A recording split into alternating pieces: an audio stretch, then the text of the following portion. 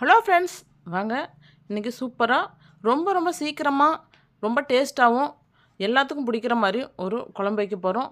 இந்த மசாலா அரைக்கிற டைம் மட்டும்தான் இதுக்கு. உடனே ரெடி பண்ணலாம். 5 நிமிஷத்தில் இந்த குழம்பு செஞ்சிடலாம். ரொம்ப சூப்பராக இருக்கும், ரொம்ப டேஸ்ட்டாகவும் இருக்கும், நல்லா சாப்பிட்லாம். எல்லோரும் விரும்பி சாப்பிடுவாங்க. ரொம்ப காரம் கூட இல்லாமல் இருக்கும். வயிற்று புண்ணு அந்த மாதிரி இருக்கவங்க வாரத்தில் ஒரு டைம் இந்த மாதிரி வச்சு சாப்பிட்டிங்கன்னா ரொம்ப நல்லது. இப்போ பூசணிக்காய் எடுத்துருக்கோம்.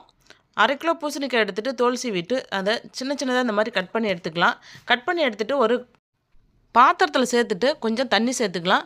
அதோடு இந்த வெட்டி வச்சுருக்க இந்த பூசணிக்காய் அதில் சேர்த்துட்டு கொஞ்சம் வேக வச்சுக்கலாம். ஒரு 5 நிமிஷத்தில் இந்த காய் நல்லா வெந்துடும். கொதிய வச்ச தண்ணியில் போட்டிங்கன்னா 5 நிமிஷம் தான் வெந்துடும். 2 டேபிள் ஸ்பூன் கடலைப்பருப்பு எடுத்துக்கலாம். எடுத்துகிட்டு கொஞ்சம் தண்ணி சேர்த்துட்டு ஒரு 5 நிமிஷம் ஊற வச்சுக்கலாம். உங்களுக்கு சீக்கிரம் ஊறணும் அப்படின்னு நினச்சிங்கன்னா கொஞ்சம் சுடுதண்ணில் ஊற வச்சிங்கன்னா சீக்கிரம் 5 நிமிஷத்தில் ஊறிடும். அதோட நம்ம இப்போ ஒரு மிக்ஸி ஜார் எடுத்துக்கிட்டு அந்த ஊற வச்சுருக்க கடலைப்பருப்பை இதில் சேர்த்துக்கலாம். ஒரு அரை மூடி அளவுக்கு தேங்காய் சேர்த்துக்கலாம். 5 பச்சை மிளகாய் சேர்த்துருக்கோம்.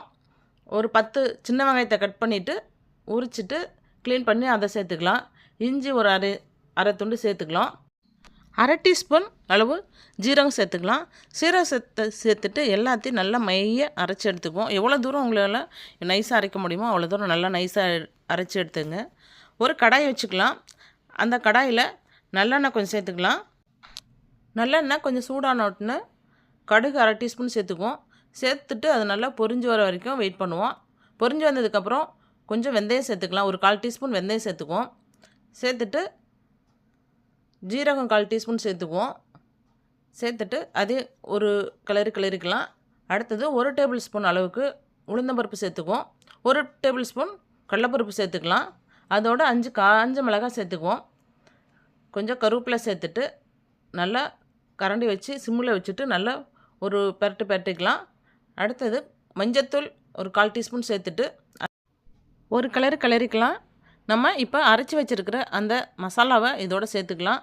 சேர்த்துட்டு சிம்மில் வச்சுட்டு கொஞ்சம் நேரம் நல்லா கைவிடாமல் கரண்டி வச்சு கிண்டிக்கிட்டே இருங்க.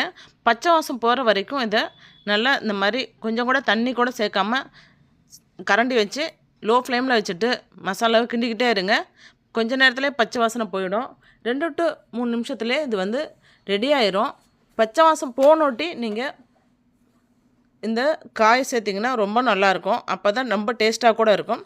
இப்போ இந்த பூசணிக்காய் சேர்த்தது ஒன்று தண்ணி இதோடு சேர்த்துருக்கோம். இந்த தண்ணியோட அது நல்லா கொதியும். தேவையான அளவு உப்பு சேர்த்துக்கலாம்.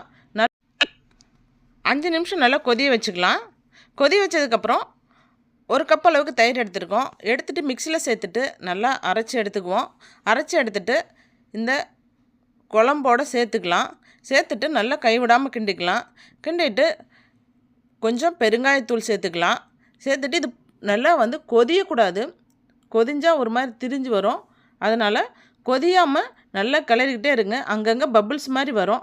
வந்தோடனே கொஞ்சம் மல்லித்தலை சேர்த்துட்டு இறக்கிடலாம். ரொம்ப டேஸ்ட்டாக சூப்பராக நல்லாயிருக்கும்.